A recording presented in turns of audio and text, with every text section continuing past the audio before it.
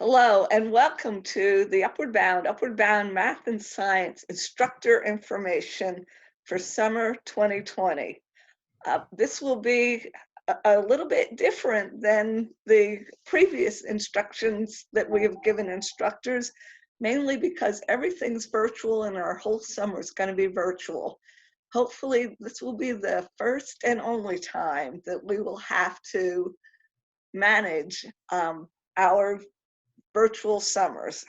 We would really love for everybody to be together because that's a very important part of our program, but alas, it will not happen this summer. So at this time, I'm going to let the staff introduce themselves. I'm Jean Stokes. I serve as the director of TRIO programs, which includes the Upward Bound Math Science, and I'll turn it over to Karen. Hi, I'm Karen Hartman, and I am the Associate Director of Upward Bound. I'm Heather Henley, and I'm the Associate Director for Hawkins County Upward Bound. April Lane serves as our administrative assistant, and she's managing all the paperwork. And then we also have two additional permanent staff members, Ian Ostrander and Lee Miller. And now the Upward Bound Math Science staff. That would be me. I'm Stacy McGill, and I am the Associate Director for Upward Bound Math and Science. And April Lane, of course, is the administrative assistant with that program as well. And Aaron Barnett is our advisor. We also have a bunch of summer staff that will be assisting you in your classrooms, and you'll notice as we go through there will be references to the summer staff that will help you. We have Kevion Broadwater, Courtney Morgan, Trevor Collin, Joanna Hamlin, Cody Kearns, Courtney Myers, Daniel Norman, Ashley Roberts, McKinley Ryans, Peyton Silcox, and Just As Up. And additionally, we have 4 more summer staff that will be with our Upward Bound Math and Science students: Hannah Crocker, Joey Hedrick, Catherine Pearson, and Tennessee Rice.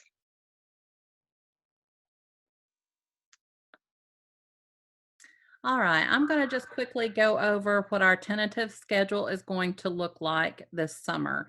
It is not going to be the same as previous summers, of course, because, well, nothing is the same this year. So we have a somewhat staggered schedule this summer, and let's see. So our weeks 1, 3, and 5 are going to be our class weeks this year. With our first week, we've got it separated out because we always start on the day after Memorial Day. So it starts on Tuesday, and of course we'll go through Friday. But this is what our day is going to look like each week of our class time. So they start off with work study, and then, oops, went about too fast. You guys will get an email from me that's going to have, you will be assigned in either a Class A group or a Class B group. That's one advantage of doing things virtually this summer. Our students are actually going to be able to take 2 morning classes instead of just 1. So that's going to be a great thing for them because they get more opportunities to learn. So as you see on our schedule there, if you're Class A, you'll meet at 10. And if you're Class B, your class will start at 11:30. And again, I'll be distributing those assignments in the email. Then you can just get a glance at the rest of our day. We've got a study time planned in for those that need it. The RAs will be helping the students with those. We have an afternoon class for our students, some time for physical activity, and then we're still going to have evening activities virtually this summer as much as we can. All right, next. So our weeks 2 and 4 are going to be our weeks that have a lot of different things this summer. We've worked really hard to put together a schedule that's going to try to keep them motivated and learning and doing some different kinds of learning. Stacy has actually worked really hard on getting together some seminars. We have some really cool things that the students are going to get to be a part of, and like taking a helicopter tour over an active volcano. We're going to be doing some city tours. We're going to be doing a lot of marine land, behind the scenes kind of tours. So our students are going to get to learn in a variety of ways other than just a typical classroom setting this summer. So that's what our week 2 and 4 is going to look like. They're going to have seminars that they're required to go to. And again, weeks 3 and 5 are the same. They're just Monday to Friday instead of Tuesday to Friday. So you will find out which class assignment you have, and then if you have questions, just let me know.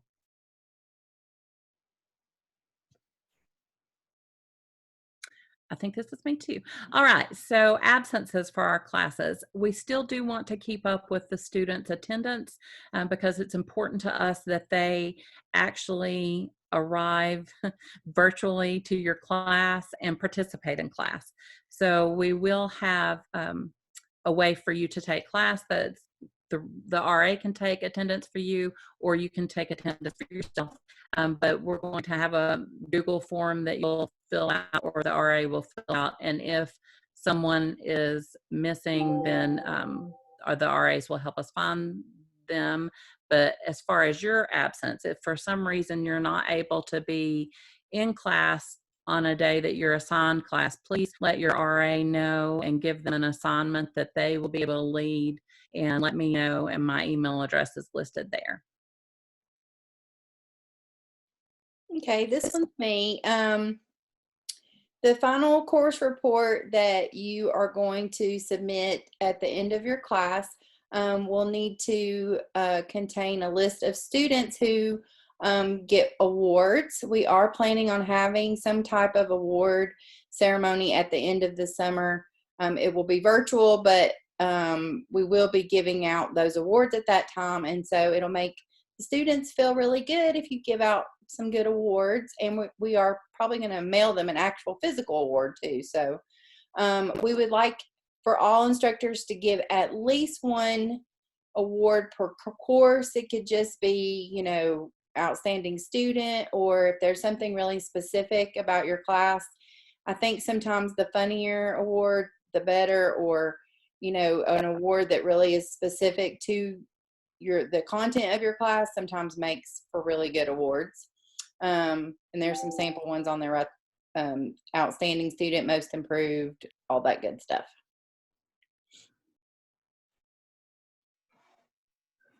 Okay, for class meeting times, we want to be understanding. We realize that virtual learning is much different than face-to-face learning, and students' attention spans are not as well received when it comes to virtual learning. So please utilize what you know about students and give breaks at your discretion. We also want you to know that we'll be popping in time to time just to kind of make sure your students are doing what they're supposed to. And we would like for you to make sure that your courses begin on time and end within the time range provided for your class. So as long as you're working within that allotted Class A or Class B time, we would really appreciate it.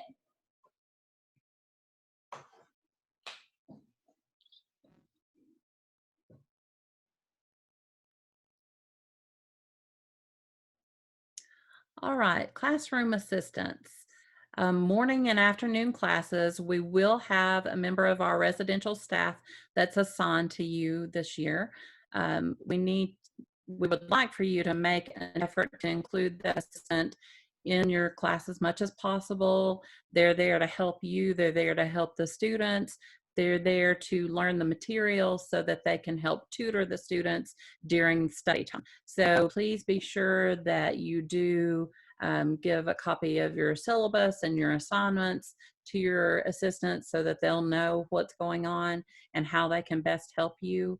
They can administer study hour each day. If you need to break out a group on a Zoom, they can help monitor a breakout group for you on a Zoom class.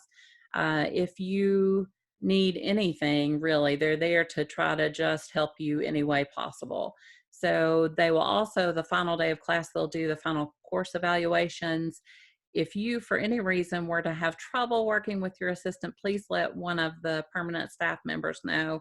But we don't anticipate that because we have really great summer staff members. So that shouldn't be a problem for you. Also, if you are going to change your time for any reason, please get in touch with me and let's talk about that before you make plans to change that. If you refer back to our schedule, while things are very different this year and physically they're not going to have to be in one place to the next, we do have a full schedule. And so each day, if you, for instance, are in the group A classes and you decide you're going to meet at a later time, that's going to run into group B classes or afternoon class. So really, we need you to keep that time. If there is an extenuating circumstance and you need to change it, please get in touch with me and we'll talk about what might work best. But if at all possible, we need you to keep the time that you're assigned. Okay, classroom observation. So all UB instructors will be observed at least once during the summer program by one of the permanent staff members.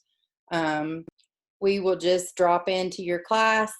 We won't, disturb your class. You just keep right on with whatever you're doing, but we will just drop in. That's why it's important. Like Karen was just saying, if you do change your class time or something, we need to know so we can know when we can pop in.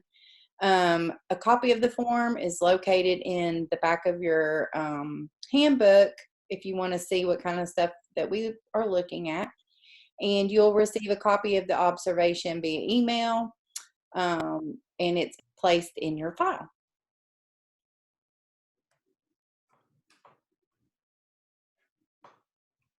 All right, for daily classroom maintenance, we like to think that we have the best students in the entire world, and that's because we do. However, we realize that sometimes the behavior issues may occur. And if that does happen, we ask that instructors take the priority and handle all the disciplinary actions. However, we do know that sometimes intervention from UB staff is necessary. So please document the situation in an email for our reference. And that way an appropriate action can be taken. And we will never take action concerning a student who has misbehaved in your class without first discussing it with you.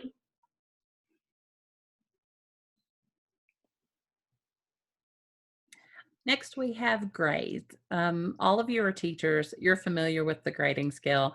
It's listed there for you to look at. Just a couple of things to mention, though. Students who are absent from your class for more than 2 days need to be given the grade of audit. We feel like they haven't been there enough to participate and do what they need to do. Now, we will say here, though, this summer is very different. If you have an exceptional case that you would like to discuss, please contact us and we will do so with you because we respect you as the instructors. We respect your input and what you feel like the students deserve. We do put a note on there also to say we really like experiential learning and we're not so concerned they have to have a grade, but we don't frown upon grades that are inflated. In other words, if our students show up and they're doing what you ask them to do, and perhaps maybe they just don't score as high on one thing or another, it's okay if you want to pad those grades a little bit. It's totally up to you as the instructor, but do know that we're fine with that, and we do respect your right to say, everyone has shown up and has done what I ask of them, so I feel like they all deserve an A. Great. We don't expect you to have a certain number of A's, B's, and C's. We hopefully all of our students will perform well and they will all earn A's in your classes. That is our hope, and that is our goal for them. So that's just what we want to say about the grades. And if you do have any questions, be sure to contact us and let us know. Okay, homework. So those of you who've taught for us before know that you can give homework, and that's still what we're doing this year for morning classes. And it will be completed during, well, the students obviously have time at home to complete things, but we will be having a study hour where they will be with the summer staff member that is in your class, and they can use that time to complete any homework with the assistance of the summer staff member. Any homework that you do assign, if you could, or you know that you're going to assign it, if you could please go ahead and list that on your syllabus, and let your summer staff member know. And we know stuff comes up, like maybe you didn't finish something you were going to finish or whatever, and you need the students to finish it during the summer hour or during the study hour, then that's okay too. And the students also this year, as something different, they may have out of class work for their afternoon classes as well, things that they need to work on their own. Materials and supplies. Requests for educational materials such as text should have been submitted prior to the beginning of summer. So if you have not done so at this point, I would say within the next few days, you need to let someone know, and you can contact us through our main office, and you have Karen's contact information as well. Then we would like to also say that our educational supplies for students have also been ordered and are being distributed to them before the summer program begins as well. Okay, Moodle. Here's the burning question from all the teachers. What learning management system are you using this summer? We are using Moodle. That is what Tusculum University uses currently. And so it is like Canvas. I mean, same kind of thing as Canvas. But all of our instructors will be using Moodle, and I'm just realizing that this box is like right over the words. But anyway, oh, there we go. Sorry, that was an aside. But the students will receive their instructions on how to access the Moodle. Instructors will receive theirs, and so you can do all their online work on there. And Karen is working on getting that information out to you guys, and there'll be some online trainings that you'll be able to do to see how to use it. Paperwork, I believe that's me again. The class syllabus needs to be submitted to April before summer. Hopefully you have done that. If not, please do so ASAP. Her email is listed there, but I'm sure you're familiar with that already. Attendance should be taken daily. I think that will be covered a little later again. And we have 3 reports that we ask you to file per class, and that is the mid-course report, the final course report, and a progress report for each student. So you will have an opportunity to do those online. We have tried to make them as quick and painless as possible, but if you have any questions about those, please let us know. Pay schedule. You will be paid via direct deposit when all the courses are through, no sooner than the 3rd of July. So just expect to see that through direct deposit. Okay, student absences. Like this has already been talked about, but our students are required to attend class, and we need record of that. So we have asked our students, and we'll be asking our students, that when they know they're going to be absent, that they need to contact you directly as the teacher, and also the summer staff member, to let us know that they are not going to be in your class. They should also not be tardy. So don't tolerate that either. And you can let us know, and we'll try to get to the root of whatever issues there are. Attendance is taken through a Google form, and you can that's at your discretion if you want to keep up with that and send that and submit that, or you can ask your RA, summer staff member, for them to take attendance, and we will greatly appreciate that. Right, for Zoom. Zoom is going to be used for all class meetings. We've purchased this for our summer staff because they will also be using it throughout the day for other things that we have going on. They'll be responsible for starting the class meeting as the host, and those Zoom meetings will, or the Zoom links, I'm sorry, will be reoccurring, so it should be the same every time, and they'll be available to you through email. And this is kind of an example of what you will see when the email comes through. It will list the week, the instructor, the course, the RA that will be with you, and the Zoom link as well.